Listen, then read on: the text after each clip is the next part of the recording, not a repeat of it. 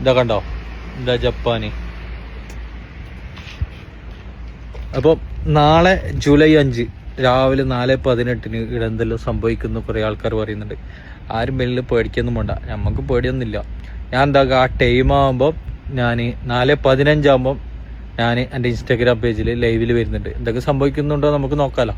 നിങ്ങളും കണ്ടോ, ഇൻഷാ അല്ലാഹ് എന്ത് സംഭവിക്കാണ്ടിരിക്കാൻ വേണ്ടിയിട്ട് ദുആർക്ക് എല്ലാവരും. ജപ്പാനും ഫിലിപ്പീൻസും തമ്മിലുള്ള സമുദ്രനിരപ്പ് വിണ്ടുകീറും.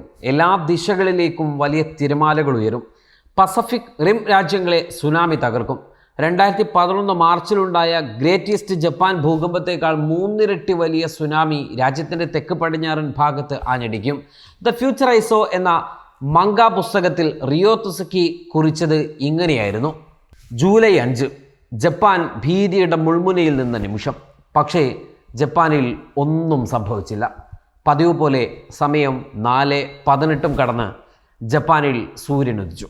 ആളുകൾ പതിവ് പോലെ ഉറക്കമെണീറ്റ് അവരവരുടെ പ്രവർത്തനങ്ങളിൽ ഏർപ്പെടുന്നു. ഒരാളുടെ സ്വപ്നവ്യാഖ്യാനത്തിന് അടിസ്ഥാനത്തിൽ ഒരു മഹാദുരന്തമുണ്ടാകുമെന്ന അന്ധവിശ്വാസം ലോകത്തെ വിശ്വസിപ്പിക്കാൻ ശ്രമിച്ച, അതിലൂടെ ലോകശ്രദ്ധയും ലോകവാർത്തയും പടച്ചുവിടാൻ കാരണമായ റിയോ തുസുക്കിയുടെ പുസ്തകത്തിലെ വരികളിൽ പറഞ്ഞവയൊന്നും പക്ഷേ ജപ്പാനിൽ സംഭവിച്ചില്ല.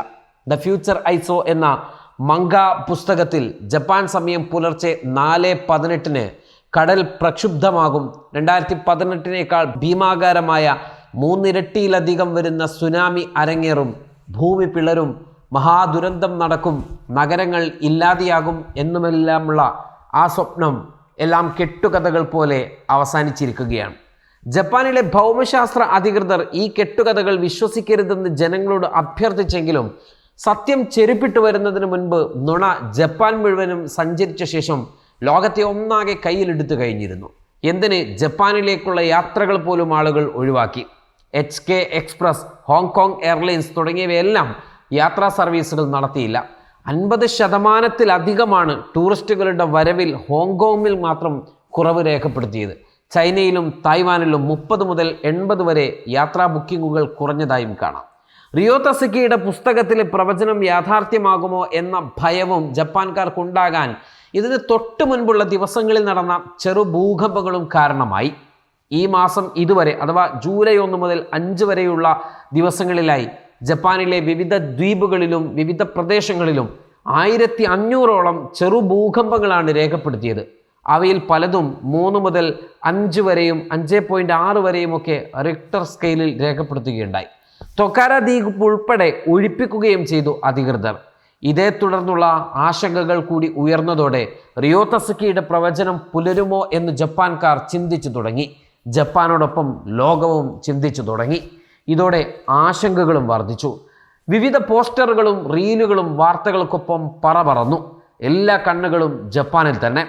എക്സ് പ്ലാറ്റ്ഫോമിൽ മാത്രം ഒറ്റ ദിവസം മാത്രം ജൂലൈ 5 ജപ്പാൻ ഡിസാസ്റ്റർ എന്ന ഹാഷ്ടാഗിൽ 50,000-ലധികം പോസ്റ്ററുകളാണ് പ്രചരിച്ചത്. ഇതുപോലെ വിവിധ സോഷ്യൽ മീഡിയ പ്ലാറ്റ്ഫോമുകളിൽ, ട്വിറ്റർ, എക്സ്, ഫേസ്ബുക്ക് തുടങ്ങിയ പ്ലാറ്റ്ഫോമുകളിലും മറ്റ് പ്രാദേശിക പ്ലാറ്റ്ഫോമുകളിലുമെല്ലാം ഇത്തരത്തിലുള്ള പ്രചാരണം വർദ്ധിച്ചതോടെ ഇത് നിയന്ത്രിക്കാൻ സോഷ്യൽ മീഡിയ അധികൃതർ പോലും പാടുപെട്ടതായി റിപ്പോർട്ടുകൾ പുറത്തു വരികയാണ്. ഒരു പുസ്തകത്തിലെ പ്രവചനമുണ്ടാക്കിയ പൊല്ലാപ്പ് ജപ്പാന്റെ ചങ്കിടിപ്പിച്ച് വർദ്ധിപ്പിച്ചു എന്നതൊഴിച്ചാൽ മറ്റൊന്നും തന്നെ അവിടെ സംഭവിച്ചില്ല.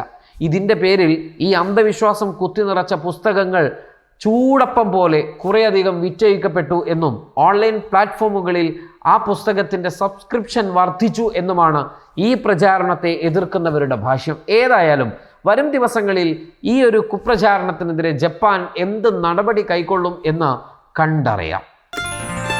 waytonikah.com, the exclusive Muslim matrimonial site.